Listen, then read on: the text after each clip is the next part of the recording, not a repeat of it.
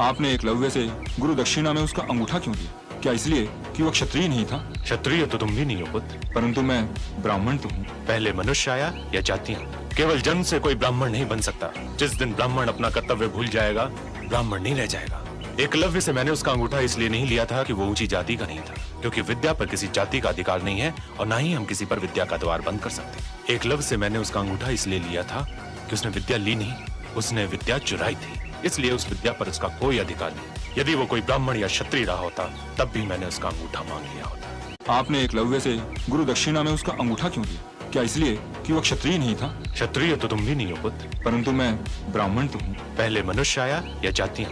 केवल जन्म से कोई ब्राह्मण नहीं बन सकता। जिस दिन ब्राह्मण अपना कर्तव्य भूल जाएगा, ब्राह्मण नहीं रह जाएगा। एकलव्य से मैंने उसका अंगूठा इसलिए नहीं लिया था कि वो ऊंची जाति का नहीं था, क्योंकि विद्या पर किसी जाति का अधिकार नहीं है और ना ही हम किसी पर विद्या का द्वार बंद कर सकते। एकलव्य से मैंने उसका अंगूठा इसलिए लिया था कि उसने विद्या ली नहीं, उसने विद्या चुराई थी, इसलिए उस विद्या पर उसका कोई अधिकार नहीं। यदि वो कोई ब्राह्मण या क्षत्रिय रहा होता तब भी मैंने उसका अंगूठा मांग लिया होता।